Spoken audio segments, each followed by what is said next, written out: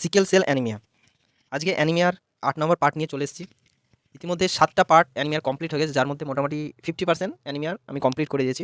তো আজকে আমি পড়াবো সিকেল সেল অ্যানিমিয়া। আগের ভিডিওতে আমরা বলেছিলাম হিমোগ্লোবিনোপ্যাথি সম্পর্কে। হিমোগ্লোবিনোপ্যাথি হচ্ছে হিমোগ্লোবিনের ডিসঅর্ডার। হিমোগ্লোবিন তৈরিতে কোনো রকম প্রবলেম হওয়াকে আমরা বলি হিমোগ্লোবিনোপ্যাথি। হিমোগ্লোবিনোপ্যাথি মেইনলি ২ প্রকার হয়, একটা কোয়ালিটেটিভ আর একটা কোয়ান্টিটেটিভ।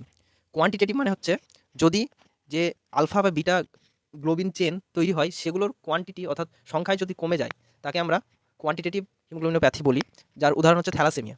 আর কোয়ালিটেটিভ ডিসঅর্ডারের ক্ষেত্রে কোনো রকম কোনো সংখ্যায় কমবে না, বাট গ্লোবিন চেনের মিউটেশন হয়ে যাবে। ওকে, তো চলো দেখি সিকেল সেল অ্যানিমিয়াটা কী জিনিস। সিকেল সেল অ্যানিমিয়া বোঝার আগে আমাকে সিকেল সিনড্রোম বুঝতে হবে। সিকেল সিনড্রোম কী জিনিস? সিকেল সিনড্রোম হচ্ছে একটা অটোজোমাল রেসেসিভ ডিসঅর্ডার। কি? এটা হচ্ছে একটা অটোজোমাল রেসেসিভ ডিসঅর্ডার, যেখানে আরবিসির মধ্যে সিকেল হিমোগ্লোবিন তৈরি হয়ে যাবে। আরবিসির মধ্যে সিকেল হিমোগ্লোবিন তৈরি হয়ে যাবে, এবং এটা কখন হবে? যখন শরীরে ডি অক্সিজেনেটেড স্টেটে আসবে, অর্থাৎ লো অক্সিজেন টেনশন যখন শরীরের মধ্যে হয়ে যাবে, তখন হিমোগ্লোবিনগুলো এইচবিএস হিমোগ্লোবিন তৈরি হয়ে যাবে। এইচবিএ থেকে এইচবিএ থেকে এইচবিএসে কনভার্ট হয়ে যাবে, এবং আরবিসি সিকেল সেপ হয়ে যাবে। এটা হচ্ছে সিকেল সিনড্রোম মেনলি ৩ প্রকারের হয়ে থাকে। একটা হচ্ছে হেটারোজাইগাস স্টেট ফর এইচবিএস, যাকে সিকেল সেল ট্রেট বলা হচ্ছে। এক্ষেত্রে হিমোগ্লোবিন এ 60% পাওয়া যায়, এবং হিমোগ্লোবিন এস 40% পাওয়া যায়। হেটারোজাইগাস স্টেট কি? যেখানে ২ ধরনের হিমোগ্লোবিন আমরা পাবো, যার মধ্যে হিমোগ্লোবিন এ মোটামুটি 60% পাবো এবং হিমোগ্লোবিন এস 40% পাবো। ঠিক আছে, এরপর হচ্ছে হোমোজাইগাস স্টেট ফর এইচবিএস, যেটা হচ্ছে sickle cell anaemia. Sickle cell অ্যানিমিয়াতে এক্ষেত্রে প্যারেন্টের কাছ থেকে, অর্থাৎ বাবা এবং মা দুজনের কাছ থেকেই দুটো যে জিন পাবো, দুটোই মিউটেটেড জিন পাবো। ঠিক আছে, দুটোই মিউটেটেড জিন পাবো, যেটা হচ্ছে সিকেল সেল অ্যানিমিয়া। এবং এক্ষেত্রে এইচবিএসটা 100%ই এইচবিএস হবে, এখানে অন্য আর হিমোগ্লোবিন উপস্থিত থাকবে না। আরেকটা হচ্ছে ডবল হেটারোজাইগাস স্টেট, যেখানে sickle C disease sickle C disease এবং সিকেল ডি ডিজিজ দেখা যায়। এবার চলো দেখি sickle cell anaemia. Sickle cell anaemia কি বললাম? এটা একটা সিকেল সিনড্রোম একটা হোমোজাইগাস স্টেট, যেখানে ২ ধরনের প্যারেন্ট থেকে যে জিনটা আসবে, ২ ধরনের জিনটাই দুটো জিনই মিউটেটেড জিন হবে। ঠিক আছে, যেখানে sickle cell is a hereditary haemoglobinopathy. Hereditary মানে বংশগত, বা বাবা থেকে আসবে, বা বংশ পরম্পরায় আসবে। এটা কিসের ডিসঅর্ডার? এটা হচ্ছে একটা গ্লোবিন সিনথেসিস ডিসঅর্ডার। আমরা জানি নর্মাল অ্যাডাল্ট হিমোগ্লোবিনে আলফা গ্লোবিন চেন থাকে আর বিটা গ্লোবিন চেন থাকে। সিকেল সেল অ্যানিমিয়ার ক্ষেত্রে মেনলি বিটা গ্লোবিন চেনের মিউটেশন ঘটে যায়, যেটা ১১ নম্বর ক্রোমোজোমে উপস্থিত থাকে। ঠিক আছে, ১১ নম্বর ক্রোমোজোমে বিটা গ্লোবিন চেন উপস্থিত থাকে, তার মিউটেশনের ফলে সিকেল সেল অ্যানিমিয়া হয়ে থাকে। In this an abnormal gene is inherited from each parent, মানে বাবা এবং মায়ের থেকে দুজনের কাছ থেকেই অ্যাবনর্মাল জিন ইনহেরিটেড হয়, অর্থাৎ ট্রান্সফার হয়। ঠিক আছে, এর কজ কি? সিকেল সেল অ্যানিমিয়ার কজ হচ্ছে substitution of glutamic acid by valine at 6th position in beta globin chain. এখানে দেখো, এই যেটা দেখানো হয়েছে এটা হচ্ছে বিটা গ্লোবিন চেন, যেখানে 6th নাম্বার পজিশন, দেখো ১, ২, ৩, ৪, ৫, ৬। নর্মাল অ্যাডাল্ট হিমোগ্লোবিনে এই ৬ নাম্বার পজিশনে থাকে glutamic acid, but sickle cell অ্যানিমিয়ার ক্ষেত্রে এই ৬ নাম্বার পজিশনে গ্লুটামিক অ্যাসিড ভ্যালিন দ্বারা সাবস্টিটিউট হয়ে যায়। কি বললাম? ৬ নাম্বার পজিশনে গ্লুটামিক অ্যাসিডটা ভ্যালিন দ্বারা সাবস্টিটিউট হয়ে যায় সিকেল সেল অ্যানিমিয়ার ক্ষেত্রে। তাহলে সিকেল সেল অ্যানিমিয়ার কজ কী হলো? সিকেল সেল অ্যানিমিয়ার কজ হলো substitution of glutamic acid at 6th position by valine. ঠিক আছে, এবার প্যাথোজেনেসিস দেখো। প্যাথোজেন এখানে যে সিকলিংয়ের জন্য যেগুলো দেখা যায়, সিকলিং কী কারণে হয় এবং এর ফলে কী কী দেখা যেতে পারে। সর্বপ্রথম, সিকলিং হওয়ার ফলে ভ্যাসো অক্লুশন অফ মাইক্রো সার্কুলেশন হয়। এরপর যেটা হয় হিমোলাইটিক অ্যানিমিয়া হয়, এবং অ্যাট লাস্ট এমসিএইচসি বেড়ে যায়। এর ভ্যাসো অক্লুশন অফ মাইক্রো সার্কুলেশন কী জিনিস? যখন, এখানে একটা জিনিস বলে রাখি, কোনো সিকেল সেল অ্যানিমিয়া পেশেন্টের ক্ষেত্রে তার যদি পর্যাপ্ত পরিমাণ শরীরে অক্সিজেন উপস্থিত থাকে, তাহলে কিন্তু তার আরবিসি শেপের কোনো পরিবর্তন হবে না। আরবিসি শেপ কিন্তু বাইকনকেভই হবে, আরবিসি শেপের কোনো রকম কোনো পরিবর্তন হবে না। বাট যখন ওই পেশেন্টটা ডি অক্সিজেনেটেড স্টেটে আসবে, তখন এই আরবিসি শেপ হয়ে যাবে সিকেল শেপ। ওকে, তখন আরবিসি শেপ হয়ে যাবে সিকেল শেপ। এবার এখানে বলেছে দেখো, deoxygenation of HBS containing RBC, যখন অক্সিজেন কমে যাবে আরবিসির মধ্যে, তখন কী হবে?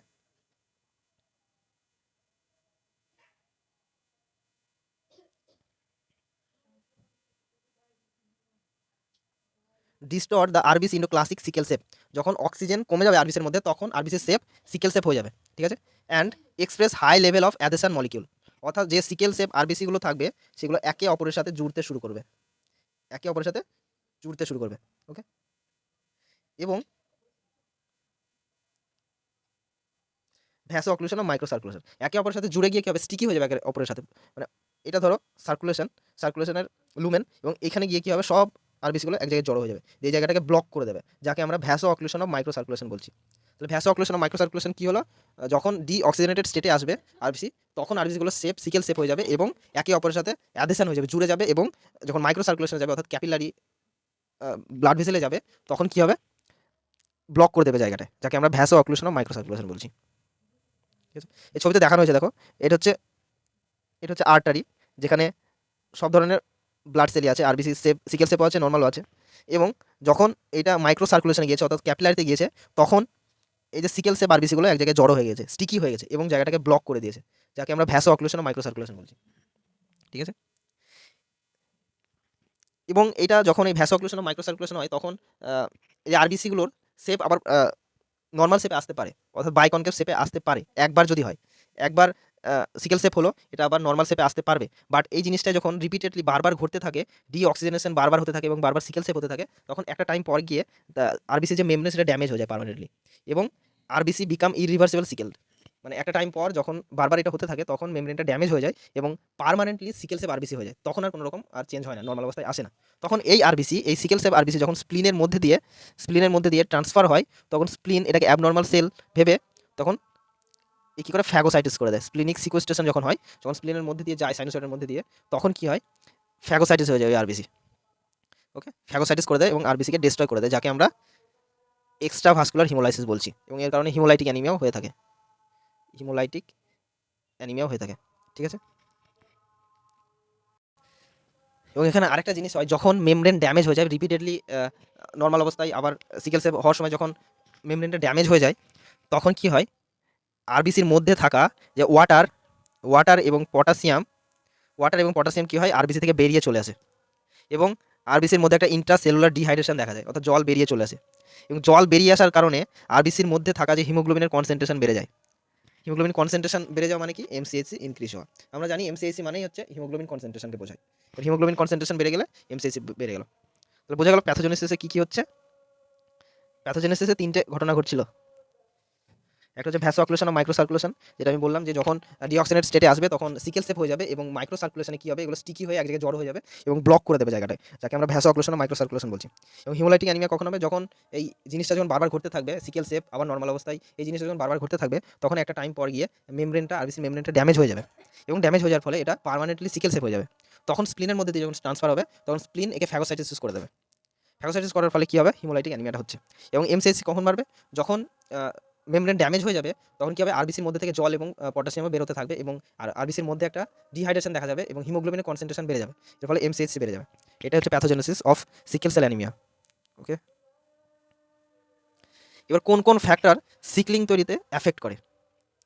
Amount of HbS, heterozygous do not show sickling, it has HbS 40% and HbS 60%, but homozygous show sickling. আমি বলেছিলাম প্রথমে যখন সিকেল সিন্ড্রোম বোঝাচ্ছিলাম, সিকেল সিন্ড্রোমের ক্ষেত্রে যখন হেটারোজাইগাস স্টেট হয়, হেটারোজাইগাস স্টেটে দু ধরনের হিমোগ্লোবিন দেখা যায়, একটা হচ্ছে হিমোগ্লোবিন এ, আর একটা হচ্ছে হিমোগ্লোবিন এস। হিমোগ্লোবিন এস এটা দেখা যায় 60% এবং এসটা দেখা যায় 40%। ঠিক আছে, এবং এইচভিএস কম থাকার কারণে এক্ষেত্রে আরবিসি সিকলিং হয় না, বাট হোমোজাইগাস স্টেটের ক্ষেত্রে পুরো 100%ই এইচভিএস থাকে, এবং এই টাইমে আরবিসি সিকলিং হয়ে যায়। এবং এখানে দ্বিতীয় নাম্বার হচ্ছে interaction with other type of haemoglobin. Normal বাচ্চা যখন জন্ম নেয়, তখন তার এইচবিএফ বেশি থাকে, এইচবিএফ শরীরে বেশি থাকে, এবং এই এইচবিএফ ইনহিবিট পলিমারাইজেশন অফ এইচবিএস। এইচবিএফ কী হয়, পলিমারাইজেশন হতে বাধা দেয় এইচবিএসকে।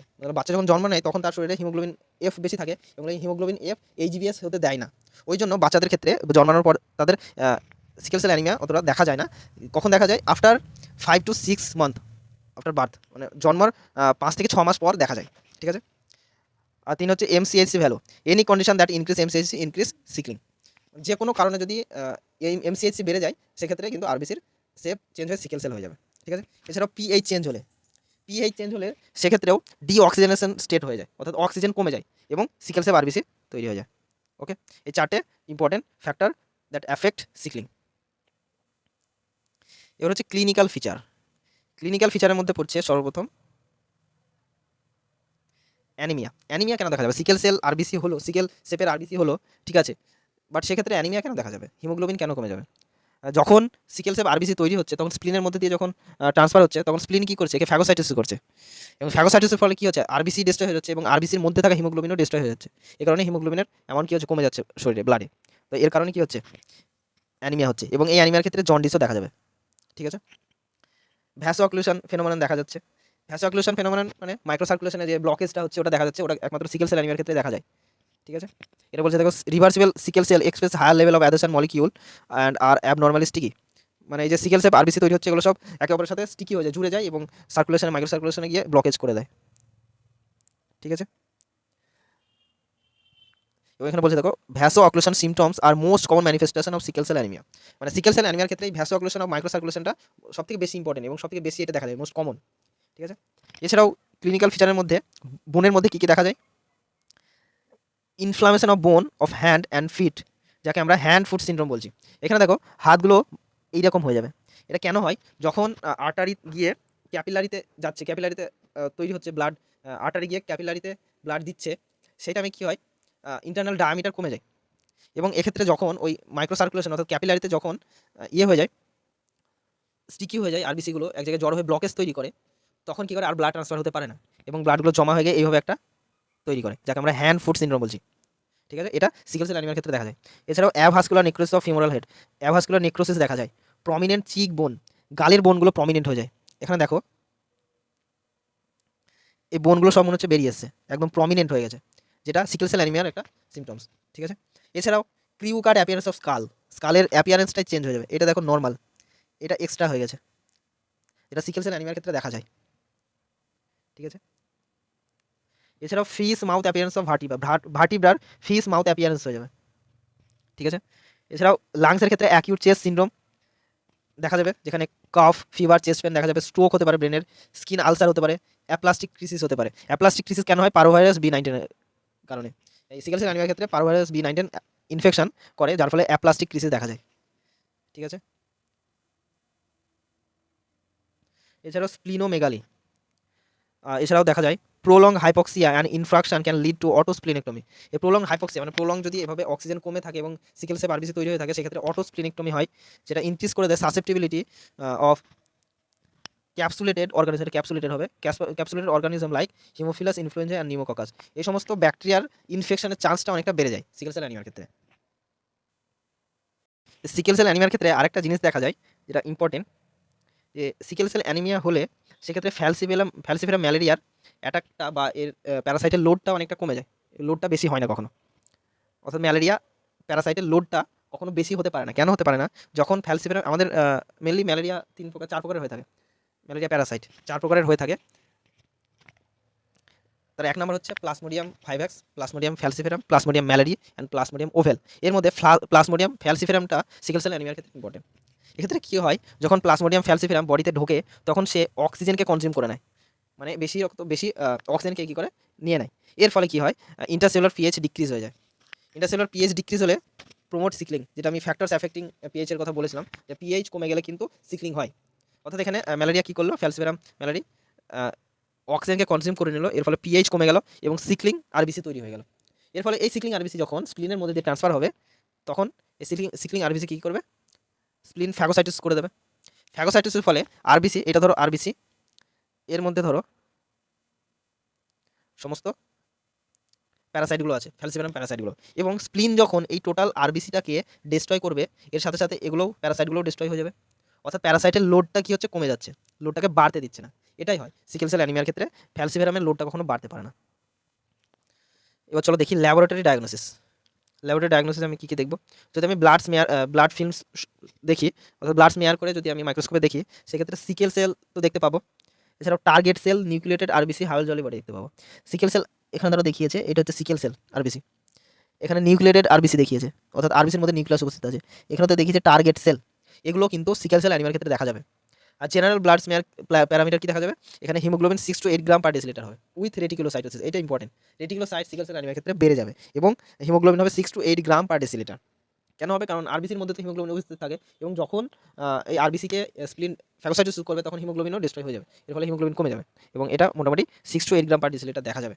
এবং আরেকটা ইম্পর্টেন্ট জিনিস, যেটা হচ্ছে সিকেল সেল অ্যানিমিয়ার ক্ষেত্রে ইএসআর সবসময় রিডিউস হয়ে যাবে, অন্যান্য যে কোনো অ্যানিমিয়ার ক্ষেত্রে ইএসআর বেড়ে যাবে, কেননা আরবিসি পরিমাণটা কমে যায়, হিমোগ্লোবিন কমে যায়, আরবিসিও কমে যায়, তার ফলে কী হবে ইএসআর বেড়ে যাবে। বাট এক্ষেত্রে কী হয় ইএসআর কমে যায় কেন, এক্ষেত্রে রোলেক্স ফর্মেশন হতে পারে না। রোলেক্স ফর্মেশন হতে পারে না কেন, কারণ আরবিসির শেপই চেঞ্জ হয়, সিকেল শেপ হয়ে যায় এবং একে অপরের সাথে সেভাবে রোলেক্স ফর্মেশন ঠিকঠাকভাবে হতে পারে না এবং এক্ষেত্রে ইএসআর কিন্তু রিডিউস হয়ে যায়। এই সিকেল সেল অ্যানিমিয়া হচ্ছে এমন একটা উদাহরণ অ্যানিমিয়ার যেক্ষেত্রে ইএসআর কিন্তু রিডিউস হয়ে যায়। ঠিক আছে, এরপর হচ্ছে হিমোগ্লোবিন ইলেকট্রোফোরেসিস। হিমোগ্লোবিন ইলেকট্রোফোরেসিসে যখন আমি হিমোগ্লোবিনকে রান করব তখন কি হয়, হিমোগ্লোবিন এসটা বেশি দ্রুত অ্যানোডের দিকে যায় এবং হিমোগ্লোবিন এটা কম দ্রুত যায়, ধীরে ধীরে যায়, এবং হিমোগ্লোবিন এসটা কি হয় দ্রুত যায় অ্যানোডের দিকে। এবং এক্ষেত্রে আমরা যদি হিমোগ্লোবিন ইলেকট্রোফোরেসিস করি আমরা তিনটে জিনিস দেখতে পাই। একটা যদি নর্মাল আরবিসি থাকে অর্থাৎ হিমোগ্লোবিন এ থাকে পুরোটাই, সেক্ষেত্রে হিমোগ্লোবিনটা কি হবে বেশি দূর যাবে না, কাছেই থাকবে, এবং যেটা হিমোগ্লোবিন এ হবে এবং একটা ব্যান্ড দেখা যাবে নর্মাল অবস্থার ক্ষেত্রে, যেটা কাছেই থাকবে বেশি দূর যাবে না। আর যদি সিকেল সেল ট্রেট হয়, সিকেল সেল ট্রেটের ক্ষেত্রে আমি কি বলেছিলাম, হিমোগ্লোবিন এ থাকবে 60% এবং হিমোগ্লোবিন এস থাকবে 40%, অর্থাৎ দু ধরনের হিমোগ্লোবিন আমি বডিতে পাবো। এবং হিমোগ্লোবিন এসটা কি হয় দ্রুত অ্যানোডের দিকে দৌড়ায়, যেটা হচ্ছে এইটা হিমোগ্লোবিন এস, এটা একটা ব্যান্ড পাবো, হিমোগ্লোবিন এসের একটা ব্যান্ড পাবো, এবং আরেকটা যেটা কম দ্রুত যায় সেটার একটা ব্যান্ড পাবো, যেটা হচ্ছে হিমোগ্লোবিন এ। অর্থাৎ সিকেল সেল ট্রেটের ক্ষেত্রে যেহেতু দু ধরনের হিমোগ্লোবিন আছে, তো সেক্ষেত্রে আমি দুটো ব্যান্ড পাবো। আর হিমোগ্লোবিন এর ক্ষেত্রে যদি নর্মাল অবস্থায় হিমোগ্লোবিন এর ক্ষেত্রে একটা ব্যান্ড পাবো যেটা কাছে থাকবে। এবং সিকেল সেল অ্যানিমিয়ার ক্ষেত্রে একটাই হিমোগ্লোবিন পাওয়া যায়, সেটা হচ্ছে হিমোগ্লোবিন এস, এবং এটা দ্রুত যাবে, ওই জন্য পুরোটাই হিমোগ্লোবিন এস পাবো। এখানে একটাই ব্যান্ড পাবো, অন্য কোনো ব্যান্ড পাবো না, একটাই ব্যান্ড পাবো যেটা দ্রুত অ্যানোডের দিকে যাবে, অ্যানোডের কাছাকাছি থাকবে। ঠিক আছে, এটা হচ্ছে সিকেল সেল অ্যানিমিয়া, এটা আমি হিমোগ্লোবিন ইলেকট্রোফোরেসিসে দেখতে পাবো। এরপর হচ্ছে সিকলিং টেস্ট। সিকলিং টেস্ট হচ্ছে একটা স্ক্রিনিং টেস্ট। সিকলিং টেস্ট কি? Screening test of sickle cell anaemia, যেখানে আমি কি করা হয়, প্রথমে পেশেন্টের কাছ থেকে ব্লাড স্যাম্পল কালেকশন করা হয়, সেটা ভেনাস ব্লাড হতে পারে, ক্যাপিলারি ব্লাড হতে পারে, বা হিল প্রিক ইনফ্যান্টের কাছে হিল প্রিক করেও নেওয়া হয়। এবং সেই স্যাম্পল কী করা হয়, একটা টেস্ট টিউবে নিয়ে তার মধ্যে সোডিয়াম মেটাবাইসালফেট ইউজ করে, যেটা একটা রিডিউসিং এজেন্ট। তো সোডিয়াম মেটাবাইসালফেট এখানে কী করে, আমি বলেছিলাম যে সিকেল সেল অ্যানিমিয়ার ক্ষেত্রে যদি পেশেন্টের অক্সিজেনেটেড স্টেট না হয়, অর্থাৎ অক্সিজেন যদি কমে না যায়, শরীরে যদি সাফিসিয়েন্ট পরিমাণে অক্সিজেন থাকে, তাহলে কিন্তু কোনো রকম কোনো সিকেল সেল আরবিসি আমি দেখতে পাবো না বডিতে, ব্লাডে। কিন্তু যখন অক্সিজেনেটেড স্টেটে আসবে, অর্থাৎ অক্সিজেন কমে যাবে, তখনই আমি সিকেল সেল আরবিসি দেখতে পাবো। তো সোডিয়াম মেটাবাইসালফেট কী করে, এই আরবিসির মধ্যে বা ব্লাডের মধ্যে অক্সিজেনেটেড স্টেট তৈরি করে, অক্সিজেনকে কনজিউম করে নিয়ে অক্সিজেনেটেড স্টেট তৈরি করে, অক্সিজেন কমিয়ে দেয়। এর ফলে কী হয়, যদি সিকেল সেল অ্যানিমিয়া থেকে থাকে তাহলে আরবিসিগুলো সিকেল সেপ হয়ে যায়। ঠিক আছে, এটাই হচ্ছে সোডিয়াম মেটাবাইসালফেটের কাজ। তো সোডিয়াম মেটাবাইসালফেট মিক্স করার পর আমি 20 মিনিট অপেক্ষা করব এবং মাইক্রোস্কোপে দেখবো। তারপর মাইক্রোস্কোপে যদি আমি সিকেল সেল আরবিসি দেখতে পাই তাহলে সেটা হচ্ছে positive, sickle cell anaemia positive. এবং যদি আমি মাইক্রোস্কোপে সিকেল সেল আরবিসি না দেখতে পাই তাহলে সেটা নেগেটিভ, নর্মাল আরবিসি সেটা। ঠিক আছে, এটা হচ্ছে screening test of sickle cell anaemia, sickling test বলা হয় যাকে। এছাড়াও আরেকটা টেস্ট আছে যেটা হচ্ছে সলিউবিলিটি টেস্ট। সলিউবিলিটি টেস্টে কী করা হয়, এক্ষেত্রে ব্লাড স্যাম্পল নেওয়া হয় এবং ব্লাড স্যাম্পলের সাথে সোডিয়াম ডিথিওনাইট ইউজ করা হয়। ঠিক আছে, ব্লাড স্যাম্পলের সাথে সোডিয়াম ডিথিওনাইট ইউজ করা হয় এবং সোডিয়াম ডিথিওনাইট ইউজ করার পর যদি ওটা টার্বিট একটা সলিউশন দেখা যায়, যদি টার্বিট সলিউশন দেখা যায় তাহলে সেটা এইচবিএস, তার মানে সেটা এখানে এইচবিএস উপস্থিত আছে এবং এটা সিকেল সেল অ্যানিমিয়া পজিটিভ। এবং যদি ক্লিয়ার সলিউশন দেখতে পাই তার মানে ওটা হচ্ছে এইচবিএ এবং ওটা নর্মাল পেশেন্ট। ঠিক আছে, তো এটুকুই ছিল সিকেল সেল অ্যানিমিয়া। ভিডিওটা ভালো লাগলে অবশ্যই লাইক করবে এবং আগের 7টা ভিডিও অবশ্যই দেখে নেবে অ্যানিমিয়া। এবং ডিসক্রিপশনে হোয়াটসঅ্যাপ এবং টেলিগ্রামের লিঙ্ক দেওয়া আছে, অবশ্যই জয়েন হয়ে যাবে, ওখানে প্রতিদিন এমসিকিউ প্র্যাকটিস করানো হয়। ওকে।